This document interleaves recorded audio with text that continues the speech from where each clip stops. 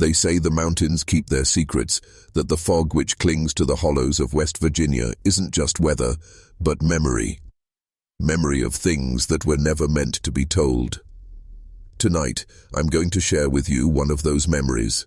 A story of a man who stood at the head of his family like a king without a crown, ruling not through love, but through fear, control, and obsession. His name has been half erased by time, whispered only in broken lines of family trees and county records, but what remains is enough to chill the bones, because this man married not once, but twice, to girls who were both just 16, and both were his blood, his nieces. What would drive a man to do such a thing? What kind of world allows it to happen? To answer that, we must step into a time and a place where the mountains closed in, where families kept to themselves, and where the law had a strange way of bending around those who lived far enough from town. This isn't a story about love, it's about power. It's about a patriarch who believed he could shape his bloodline to his will, even if it meant breaking the bodies and the minds of those closest to him. The family photographs that survive are few, but if you've ever looked into the eyes of children born into such shadows, you know the look, the vacant stare, the uneasy tilt of the mouth, the haunting silence that follows them into adulthood. This man's legacy still lingers in those faces. And yet, in his lifetime, he was not condemned, not punished. In fact, to some, he was considered a provider, a man who held his family together through poverty and isolation. That was the mask he wore for the outside world. But the truth was buried deep in the walls of his home, in the terrified whispers of daughters, nieces, and grandchildren who would never have the chance to tell their story. What you're about to hear isn't folklore. It isn't rumor. It's a documented slice of Appalachian history so disturbing that most families in the region won't even admit it happened. But it did. And when we look closely enough, we find that this patriarch was not an exception, but a reflection of a darker tradition, passed quietly from one generation to the next, hidden beneath hymns, hard work, and the endless hills of West Virginia. To understand how such a thing could happen, you have to understand the land itself. West Virginia in the early 20th century was a place where the roads ended and the mountains began. Families lived in isolation, miles apart, their cabins standing like lonely watchtowers in the woods. Outsiders rarely visited, and when they did, they often didn't stay long. What they saw unsettled them: children barefoot in the dirt, women with hollow eyes, men who seemed carved from stone. But what they could not see was the silent pact that bound many of these families together. Blood was not just thicker than water, it was often the only option. The man at the center of our story learned this lesson early. He was born into poverty, like so many others, but unlike most, he found a way to twist that poverty into a weapon. The lack of opportunity, the remoteness, the absence of watchful eyes, all of it became the soil in which his darkest desires could grow. He was a patriarch in the truest sense of the word. His word was law. And in households like his, the women and girls had no say, no escape, no hope. At 16, his first niece was barely a child, still walking the uneasy line between adolescence and adulthood, but in his eyes, she was already his possession. The marriage was presented as practical, just another mountain family arrangement, but the truth was something far more disturbing. She became his wife, but also his captive. She bore his children, not out of love, but because she had no choice. And when she was gone, taken too young, as many mountain women were, he found another niece, another 16-year-old. The cycle began again, as though the first marriage had been nothing more than rehearsal. Think about the psychology of that. Think about the sickness of a man who sees not just one, but multiple children of his own kin as suitable brides. It wasn't simply taboo. It was a deliberate erasure of the boundary between family and possession. He wanted to own his bloodline, not just father it. And when you strip away the fragile justifications of poverty, geography, or ignorance, what remains is a man who treated the women of his family like soil to be tilled, claimed, and sown. It is difficult to speak of, because it forces us to confront a question most would rather avoid. How many of these stories, how many of these men were hidden away in the Appalachian woods, their sins unrecorded, their legacies disguised as family pride? This man wasn't an isolated monster. He was a symptom of something older, darker, and deeply rooted in the hills. The children born from these unions carried more than just the man's name. They carried the weight of his choices etched into their very bodies. You could see it in the way their eyes didn't quite meet yours, in the crooked tilt of their jaws, in the silence that followed them like a shadow. Neighbors whispered about the odd looks of the family, the strange resemblances that seemed too close, too tight, like faces drawn from the same mold. But in the mountains, whispers rarely became accusations. Survival depended on community, and no one wanted to rip open a wound that could never be closed. Inside the home, the patriarch's presence was like a storm that never passed. He moved through the rooms as if he owned not only the walls but the people inside them. His wives, his nieces, were bound to him in a prison without bars. They cooked his meals, bore his children, and endured his silence, his rage, and his touch. Each child was a reminder that escape was impossible, that even if they ran, their blood still tethered them to him. And the children grew up in that environment of fear, where obedience was survival and silence was safety. Some of them never spoke of it. Others tried, only to be shamed into quiet by relatives who insisted it was family business, not for outsiders to hear. Imagine being told as a child that the darkness you live in is normal, that it has always been this way, that there is nothing to escape because the walls around you are not walls at all, they are home. That kind of conditioning doesn't just wound the body, it breaks the mind. The photographs that remain are difficult to look at. Faded black and white images of children standing in ragged clothes, staring into the lens with eyes that seem far older than their years. To outsiders, they were just another poor family in the mountains. But to those who knew, those eyes told a different story. They were the eyes of inheritance, not of wealth or land, but of trauma, secrecy, and a curse passed from one generation to the next. And here is where the story becomes even more chilling, because the patriarch's power didn't end with his own marriages. His influence reached into the choices his children made, and their children after them. The pattern once established rarely stopped. Like a disease hidden in the bloodline, it spread quietly, reshaping the future of every branch of the family tree. Generations later, the echoes of his choices still haunt the family. You can trace it through the bloodline like a dark thread, twisting its way through marriages, births, and deaths. Some of the descendants tried to escape, moving away from the mountains, changing their names, burying the past under new lives. But no matter how far they went, the shadow of that patriarch followed them. Family reunions became fraught with unspoken tension.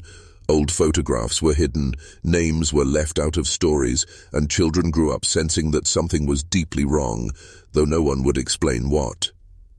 Those who stayed behind carried the curse in plain sight. The small communities of West Virginia are not blind, and yet the silence remained. Preachers preached about sin, but they never named the sin in their own congregations. Neighbors traded goods, shared labor, even broke bread with the family, while at the same time turning a blind eye to the deformities, the rumors, the uncanny resemblance of one generation to the next. It wasn't ignorance, it was willful denial, the kind that keeps a community from collapsing under the weight of its own secrets. For the women in the family, silence was survival. To speak out meant exile, or worse. And so the truth lived in whispers, passed down like a warning. A daughter might hear her mother say, "Don't be alone with him." A cousin might mutter, "Keep your distance from that side of the family." These fragments were all they had, shreds of protection woven from fear. But the patriarch himself never faced judgment. He died in his bed, an old man, his sins buried with him in the mountain soil. And yet, the grave didn't hold him. His legacy didn't end with death, because every time a child was born into that bloodline, carrying his features, his shadow returned. His control stretched beyond the grave, etched into DNA, into memory, into the a silence that still grips those who carry his name. The disturbing truth is this: the story of this man is not a relic of the past. It is not just history. For some families in Appalachia and in other isolated corners of America, it remains the present. His choices set a precedent. His family became a mirror of the larger sickness. Generations trapped in cycles of control, shame, and silence, where the past is never really past. If you've stayed with me this far, you're already braver than most, because what we're uncovering here isn't just the story of one man, it's the anatomy of generational horror. And now we have to ask, what drives someone to reshape their own bloodline in such a way? Was it madness? Was it the crushing isolation of the mountains? Or was it something darker, something that can't be explained away by hardship alone? The patriarch believed himself untouchable. In a world where poverty was constant and outsiders rarely interfered, he had the power of a king. The land was his fortress, the silence of his kin his shield. He could twist morality to suit his will, convincing those around him that necessity justified the unspeakable. In his mind, he was preserving the family, but the truth is that he was consuming it, using its daughters, its children, its very future as fuel for his dominance. Psychologists today would call it coercive control. Historians might call it the legacy of isolation, but the people who lived under his roof would have called it survival. They didn't have the luxury of naming the monster that ruled them. They only had the daily reality of living under him, where each breath was borrowed and each choice was his to make. And this is what makes the story so chilling. He didn't need chains or bars to hold his family captive. He only needed blood. Imagine the silence of those nights, the cabin walls thin as paper, the air heavy with fear, children lying awake listening for his footsteps, praying they would pass their door, women staring into the darkness, knowing tomorrow would be the same as yesterday and the day after that. This is not the kind of history that makes it into textbooks. It is the kind that festers in attics, in journals never published, in whispers passed down until they fade into rumor. But for the families who carry it, it is not rumor. It is a wound that never closes. So now I'll ask you, what would you have done if this was your bloodline? Would you speak out and risk everything? Or would you stay silent, hoping the curse might weaken with time? Tell me in the comments, because to look into this story is to look into the darkest mirror of family itself. And the truth is, most people turn away. By the time outsiders began to hear pieces of the story, it was already too late. The damage had been done, carved into generations of children who bore the marks of their lineage in their faces, their bodies, their silence. A social worker here, a teacher there. They caught glimpses, raised questions. But in those mountains, families' close ranks. The sheriff might have known, the preacher might have suspected, but neither would act. To intervene would mean admitting that the community itself had allowed such horrors to take root, and that was a truth no one wanted to face. The patriarch's story lingered like smoke, seeping through county records, whispered about in back rooms but never spoken aloud in public. You find traces in marriage licenses where dates and ages don't add up. In birth records, where children appear too close together, their fathers listed in ways that raise more questions than answers. It is in these fragments that the historian finds him, not in proud family histories, but in the gaps, the silences, the erasures. And the most disturbing part is how ordinary it all appeared on the surface. Neighbors described him as a hard worker, a man who provided for his household. They saw food on the table, children clothed, fields tended. They didn't see, or refused to see, the rot festering inside the walls. This is how evil survives in plain sight.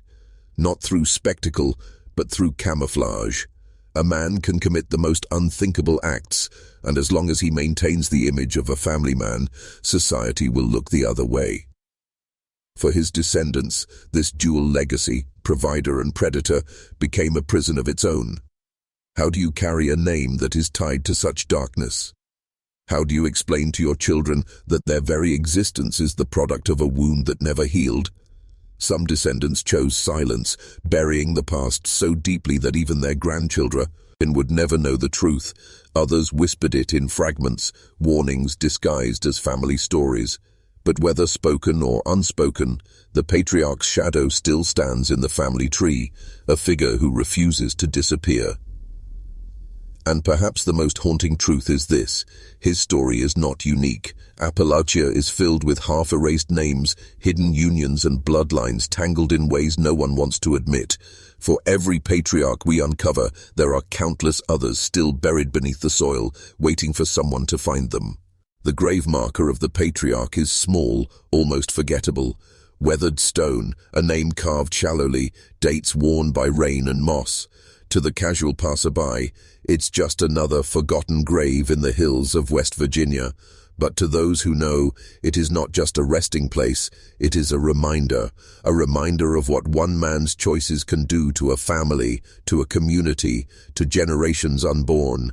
His bones may lie beneath the soil, but his shadow stretches far beyond it. And this is where history becomes haunting, because when we walk through those mountain cemeteries, lined with names repeated over and over again, we realize that the story of this patriarch is not isolated. It is written into the very landscape. The repetition of surnames across gravestones, the clustering of cousins, the silence in local archives, all of it speaks to a history that was never meant to be spoken. It is the history of control disguised as family, of survival twisted into domination, of love poisoned into ownership. The descendants live with that weight, whether they acknowledge it or not. Some carry the physical signs in their faces and bodies, others carry it in silence, in shame, in the unspoken knowledge that their family tree has roots tangled in something unnatural. You can run from it, change your name, move across the country, but the past has a way of bleeding through. This is why we tell these stories, not to exploit, not to sensationalize, but to remember. Because when a history like this is buried, it doesn't die, it festers. And when it festers, it repeats. The patriarch who married his 16-year-old nieces was not a monster from folklore. He was a man, flesh and blood, who lived and died in the same hills where children still play today. And if his story teaches us anything, it's that silence is the greatest ally of evil. So the next time you see fog curling low in the hollows of West Virginia, remember what it carries. Not just the cool damp of morning, but memory itself. Memory of the sins we'd rather forget. Memory of families broken from the inside out. Memory of a man who believed he could shape the future with his own blood. His story is not just history, it is warning.